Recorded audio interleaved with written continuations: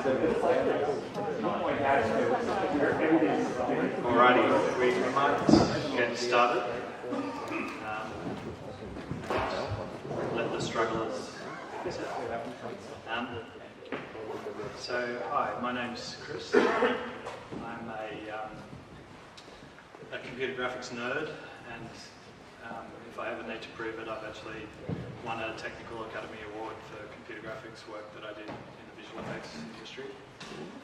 Today I'll be talking about some of these technologies that you see up here. So if I can have a quick show of hands, has anyone not heard of anything on the screen? Like, okay. Has anyone not heard of CAMPJS? 3JS? WebGL?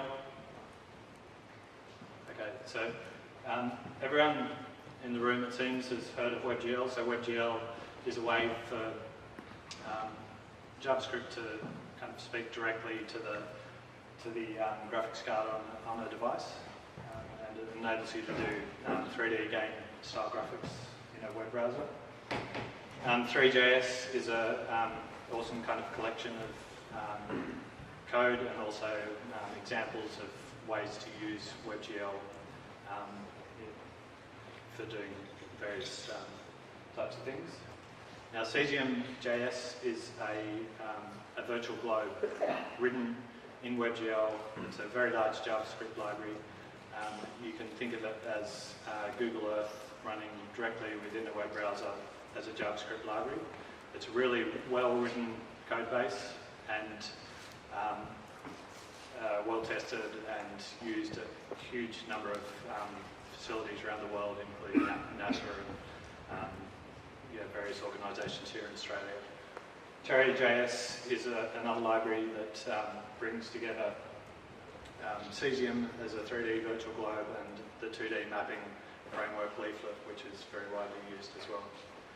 So these technologies, WebGL has been around since 2011, and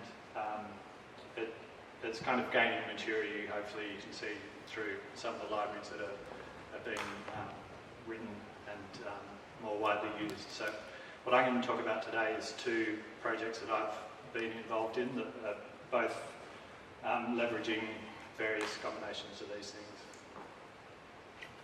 things. So the first project is called Diorama. It's a GPS track visualization platform service, and the basic idea is that you go out and record on a GPS tracking device your location as you're doing some outdoor adventure like a hike or flying or that sort of thing. So as long as you track your location, you can upload the GPS track to this web-based service, and it will provide a shareable 3D visualization of your activity that it's playing directly within a web browser. You can share it very well on social media, and due to the way WebGL is being supported on more and more devices, you can now play it on your iPhone, or even like $200 Android phone can play WebGL pretty well nowadays. So the service is being supported by Data61, which is like it's kind of what used to be NICTA joining forces with the digital arm of CSIRO. It's a project I initiated because I'm very much into cycling and was doing some GIS stuff, and it was kind of come out of those things. So it's been adopted by a few sort of major events. So this is Red Bull X Alps, which is it's a combined hike, paraglide, adventure race across the Swiss Alps. And so this is an interactive playback of the last day of the race. So you can see there's a time slider on the bottom. You can just kind of scrub through time. You can change the view. You can just spin it around. So Cesium is providing the 3D globe rendering here, and then we're providing a bunch of functionality on top of that to make it more of a visually interesting playback, and also simplifying the navigation for end users.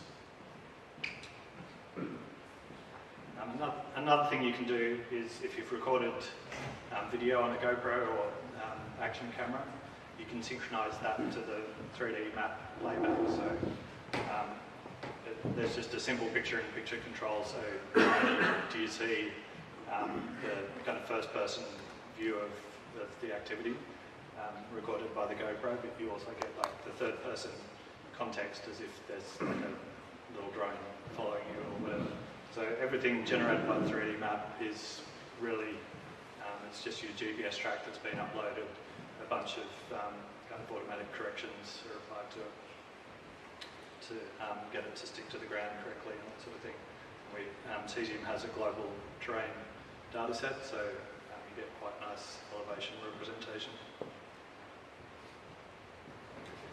So behind the scenes, as part of Diorama, we have like an automatic camera system. So you might have seen that the navigation of the camera is quite smooth, and you can it actually copes with terrain. So if you're in a very mountainous region like this, where the 3D camera is kind of locked in terms of line of sight with the character's avatar, it'll automatically lift the camera up, and it's got like a basic physics solver that's running. So during the animation loop, it's rendering 60 frames a second or whatever. It's constantly recalibrating the camera, and it also does like a nice kind of smooth spin when the character comes to a halt. So the camera's never kind of stationary. Another trick that you do, so for example, those Red Bull tracks, they've been out all day, they've got very accurate GPS recording devices on all of the athletes, and they're recording 1 second intervals throughout the day, their location. So that creates a bit of a rendering problem for WebGL if you're trying to visualize a whole lot of data across the day. So we do various types of curve simplification to reduce the number of vertices. We also do a trick here where you might have noticed the lines behind the characters reveal over time. That's actually a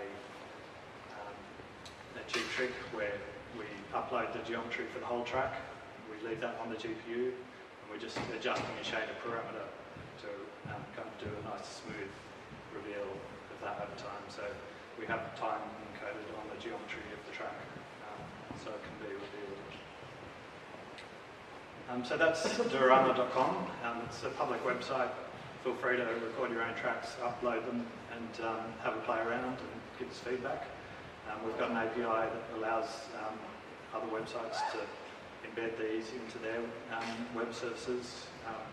We currently have around 2,000 sessions a day on it, so it's getting kind of a reasonable amount of traffic. And yeah, it's being supported by Data 61. So the next project I'm going to talk about is a startup that I'm working for called Capella. They've sponsored me coming here today, so I'm wearing the t-shirt over. Capella is a cloud platform for drone data, and this is just the front page of the website. I'll skip to the standard kind of startup video, which gives you a little bit of an idea of what's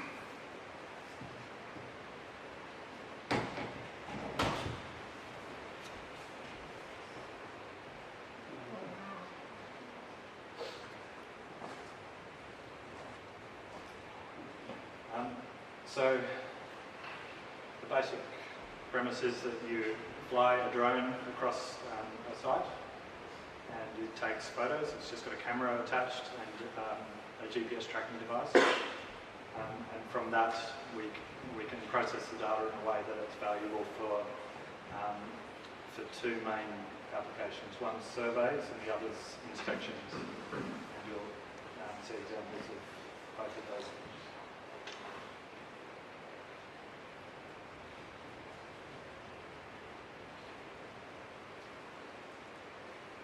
So that's just kind of uploading some photos. Then we have a back-end processing pipeline that will turn that into a 3D model that's then deployed on the web, so that basically we can make the data highly visible to anyone in an organisation rather than being locked away on someone's proprietary GIS system. It can be as simple as kind of clicking around to measure things. So behind the scenes, how do we turn photos from a drone into a 3D model? So here we have two photos taken by a drone, and they've both got approximate geolocation recorded in the EXIF data. How does the back-end processing turn that into a 3D model? Well, first it looks for some identifiable features. So it's just looking for little areas of high contrast that it can identify. So it'll use like a convolution kernel or something to go over the image and just say, oh yeah, here's a corner, here's a bright spot or whatever. And it does that individually for every photo in the data set. So like some of the bigger queries that you're seeing there might be like 5,000 photos that it's processing. And then, so at that time they're just pixel locations. It then does a correlation step. So it looks at nearby photos, so it can use the geolocation to kind of limit that search to nearby photos, and it can try and correlate features between them.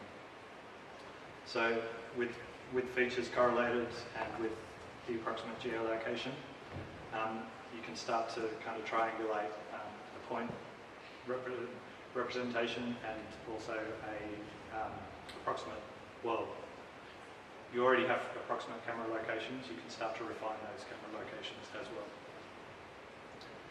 Now, unfortunately, the GPS devices that you normally attach to a drone are not hugely accurate, so that can cause issues with the accuracy of the whole model.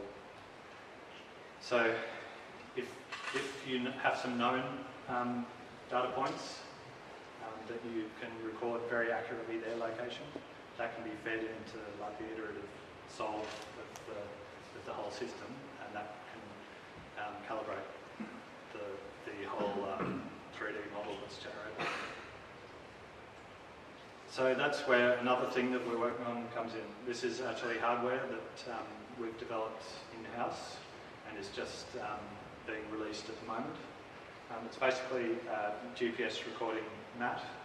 You can see it's solar powered, so the drone operator, before he does his flight, he scatters these across the site, and it will normally take about in the order of 10 of these maps to improve the accuracy of the result significantly down to sort of centimetres. So those maps record their GPS location throughout the day, and then they're gathered up at the end of the, after the flight's been recorded, and you have fixes for points that are highly visible in the photos that are captured and can therefore be used to kind of calibrate the whole model. So once all the photogrammetry has been done, you end up with a 3D model that you can see here. You can see all the photo locations up the top there. Probably a few thousand for this data set. And now we want to do some measurement on it. So we have some interactive tools that work directly in WebGL and allow you to kind of just click around an area and very quickly measure like volume, for example. And you'll see on the left, it comes up, it also tracks how the volume has changed over time. So this site has been surveyed, I think, nearly 10 times, and so there's you can see the list of dates down on the left there of different sites, different times that the site has been surveyed. So you start to get quite a interesting, track of how quantities change over time. So this is all very well, but how do we actually visualize that volume that was generated? You might have seen there was a nice sort of greenish lump that was visually representing the volume that had been calculated. So I'm going to quickly run you through that now. So the user has just clicked around some arbitrary shape in the viewport. I'll just remind you that this is all calculating in JavaScript. So they've selected a polygon. We scatter some points across that polygon. We then triangulate the points. So this is kind of a well-known technique called triangulation, which will fit triangles in between all those points. And triangles are very easily consumable by WebGL. So once we have all these triangle locations, we can actually sample the elevation of all the corners of the triangles, and we can sample that off the data set in the client, and that can produce the kind of nice hill, and then we just apply some shading to that in WebGL to make it look pretty. So this is another example visualizer that we do. It's I don't know how readable it is on that screen, but it's visualizing contours to help with the perception of the 3D shape of the terrain. So sometimes, it's all very well to see things in 3D, but it's a little bit hard to get the kind of elevation perception. So this renders the color gradient from low to high, and it also renders contour lines. A lot of other mapping platforms represent elevation data by just serving tiles. So tiles are kind of a base way that maps are served on the web. For Cesium, you tend to have terrain tiles, which are representing the elevation of the model, and then imagery tiles can be coming from a different server that represent the colour that's applied. Now, what we've done in this situation is actually use the elevation information to dynamically generate the contour lines and the contour gradient, and that gives us the advantage that if, for example, we want to change the number of divisions between the larger divisions, so the larger divisions are 10 metres and the smaller ones are 2 metres, or if we wanted to support imperial units, we can do that without having to generate a heap more data, because all of this mapping data is quite heavy. So how do we do that? We basically want to end up with tiles. So we want imagery tiles that Cesium can consume and render nicely across the terrain. And we've got terrain data that is also tiled. So what we can do is actually ship the terrain data directly onto the GPU. It's just like a grid of elevations in the way that we're working with it. So for each kind of pixel, there's a bunch of elevations that we have access to.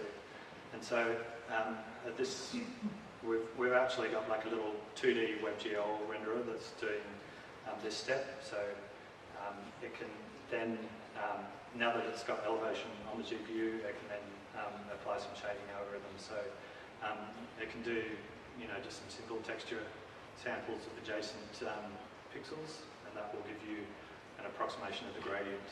And so that can be used to render a false hill shade, and we can also just look at the elevation levels to, in this case, we're going to just do a single anti-alias contour. And so we've done like a detection of a certain step in the elevation and rendered that to pixels, and then that can then be rendered by Cesium as if it was just standard satellite imagery or whatever. So that was kind of the surveying aspect. This one I'm presenting now is another application of the technology which is more for inspection. So we have this structured data which is like photographs that have been taken by a drone.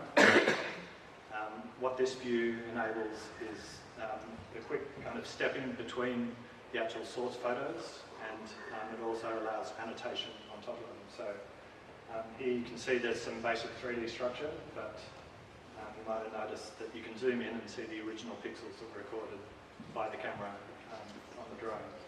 And the little yellow circles annotations that someone can just draw straight to their web browser. They can draw annotations onto any of the photos.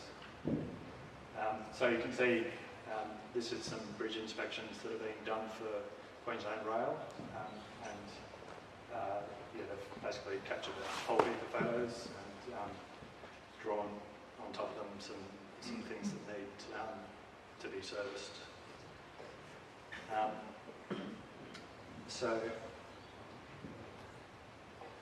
Once those annotations have been drawn, you can just hit a button and have a PDF generated, which you could then hand to a service person who can head out and actually fix the problem. So this kind of reduces the risk and cost associated with the inspection process, because you can do that remotely. You don't need to send someone to crawl all over the bridge. You can just fly the drone along, take the photos, have someone back in the office actually kind of do the more technical inspection, and then send out a service person to repair those things. So how does that viewer work? It's kind of a combination of many viewers. So behind the scenes we have 3JS rendering that approximate geometry that you saw.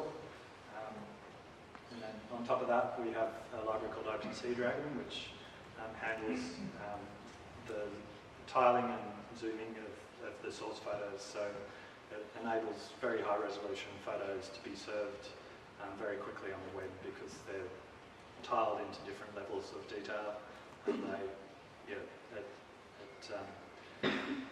each photo by itself can be in the order of 5 megabytes. So you don't want to just download that all in one go. You can just download lower resolution versions and zoom in. And then there's a D3 SVG layer on top of that enables the kind of interactive drawing of annotations, and it's all custom. And then on top of that we've got some touch navigation using Hammer that enables you to just do swipe gestures and that sort of thing.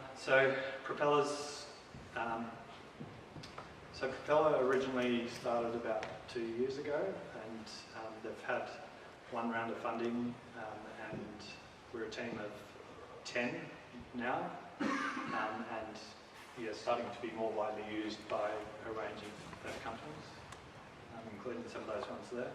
Our founders are currently in San Francisco looking at another round of funding. And I just thought I'd talk about some of the challenges we have, particularly at Capella. So I guess being a fairly young, small startup, we've tried to get a long way in a short period of time by tying together a huge array of open source software packages with various types of kind of pipe cleaners and blue tack and things to get them to feed into each other. I guess we're ending up with quite a complex system in terms of both the back-end processing and also the front-end stuff that I've been running through today. So I guess we're trying to start to consolidate some of that now, reduce the number of components in some of the systems, and try and kind of bed some of that stuff down. We also, despite WebGL being more widely adopted now, there are some large organisations which will have quite a standard system that they deploy to everybody in in the organisation, and it will be like logged on Internet Explorer 8 or something, and they're things that are, you know, we can show them the nice shiny graphics, but ultimately it's going to take a period of time for the organisation to deploy better technology, despite the costs coming down.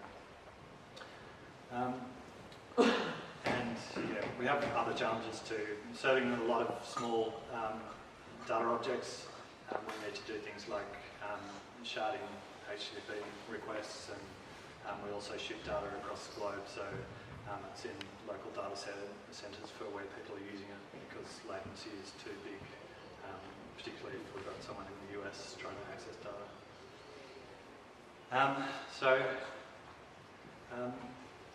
Yeah, our founders wanted to, like, they've sponsored me coming here, and they want to just say, if you happen to be a rare unicorn who's into JavaScript, user experience, design, that sort of thing, then by all means get in contact with us. And yeah, you can see a bunch of this stuff at propellerarrow.com.